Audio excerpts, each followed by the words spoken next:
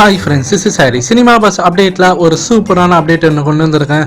So Rajini சாரோடைய அந்த திரைப்பயணம் பார்த்தீங்கன்னாக்கா சிவாஜி படத்துக்கு அப்புறமேட்டா வேற லெவலில் போயிருக்கு. பாக்ஸ் ஆஃபீஸ் மண்ணுன்ற அளவுக்கு வேற லெவலில் ரெக்கார்ட் படிச்சிருந்தாரு. ஸோ இந்தியன் சினிமாவில் ஒரு புதுமையான ஒரு விஷயம் சிவாஜி படம் வந்து நிகழ்த்தியிருந்தது. அதாவது திரையிட்ட இடம் எல்லாமே பார்த்தீங்கன்னாக்கா சூப்பர் ஹிட் பிளாக் பஸ்டர்ன்ற ஒரு பேச்சு மட்டும் தான் இருந்தது. அந்த படம் தான் தமிழ் சினிமாவோட பாக்ஸ் ஆஃபீஸோடைய அந்த அடுத்த ஸ்டெப்பு கொண்டு போச்சுன்னு கூட சொல்லலாம். ஏன்னா அது வரைக்கும் நம்ம தமிழ் சினிமாவை ஏளனமாக பார்த்தவங்க எல்லாமே வாய்ப்பிழக்க வச்சு பார்க்க வச்சது காரணம் ரஜினி சாரோடைய அது ஒரு மிகப்பெரிய ஒரு பிரம்மாண்டமான ஒரு வெற்றி. சங்கர் சார் கூட இணைஞ்சு பண்ணது. ஸோ அவங்க ரெண்டு பேரும் இணைஞ்சு பண்ண படம் எல்லாமே வந்து பிளாக் பஸ்டர் தான் சொல்லணும். அந்த வகையில் ரஜினி சாரோட கடைசி படங்கள், அதாவது சிவாஜிலேருந்து பார்த்தீங்கன்னாக்கா கடைசியாக வந்து பேட்ட படம் வரைக்கும் பார்த்தீங்கன்னாக்கா எல்லாமே பாக்ஸ் ஆஃபீஸில் ஒரு மிகப்பெரிய ஒரு வெற்றியை கொடுத்துருக்கு தான் சொல்லணும்.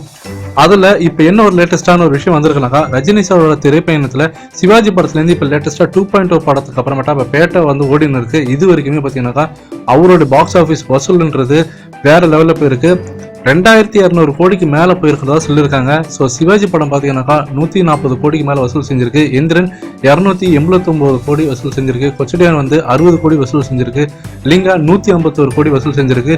இதில் குறிப்பிட வேண்டிய ஒரு விஷயம்னாக்கா, ரஜினி சாரோட படம் லிங்கா வந்து ஃப்ளாப்புன்னு சொன்னவங்க அதுவே 150 கோடிக்கு மேலே வசூல் செஞ்சிருக்கிறது இங்கே குறிப்பிடத்தக்கது.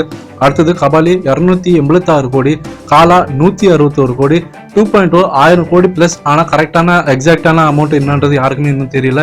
ஸோ அதுக்கான அதிகாரப்பூர்வ அறிவிப்பு வரணும். அடுத்தது இப்போ பேட்டை பார்த்தீங்கன்னாக்கா 200 கோடி கிராஸ் பண்ணி இப்போ ஓடின்னு இருக்கு. இன்னையோ இல்லை நாளையோட 250 கோடி கிராஸ் பண்ணிடும் அப்படின்ற மாதிரி சொல்லியிருக்காங்க. ஸோ ஃபேன்ஸ் நீங்கள் எந்த அளவுக்கு வெயிட் பண்ணுறீங்க? 2.0 வந்து அடுத்து சைனாவில் ரிலீஸ் ஆக வேண்டியது இருக்குது. அது ரிலீஸ் ஆச்சுன்னா பாகுபலியோட ரெக்கார்டை அழகாக சோலாவாக வந்து உடைக்கும்னு சொல்கிறாங்க. ஸோ ஆல்ரெடி பார்த்தீங்கன்னாக்கா இதெல்லாம் இல்லாமலே ரஜினி சார் இப்போ 2000 கோடிக்கு மேலே தமிழ் சினிமாவில் வசூல் பெற்று கொடுத்துருக்காரு. ஸோ இப்படி ஒரு நிலைமை வந்து வேற யாருக்குமே இருக்காதுன்னு தான் நான் சொல்லுவேன். ஏன்னா அசால்ட்டா வந்து பார்த்தீங்கன்னாக்கா நம்ம தமிழ் சினிமாவோட பாக்ஸ் ஆஃபீஸை உலக தரத்துக்கு கொண்டு போனதுக்கான பெருமை ரஜினி சாருக்கு கண்டிப்பாக வந்து சேரும்.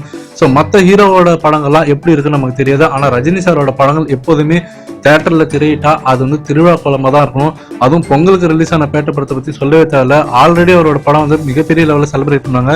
இப்போ அது செலிப்ரேஷன் டைம்லேயே வந்திருக்கனால இன்னும் சூப்பராக இருக்கு.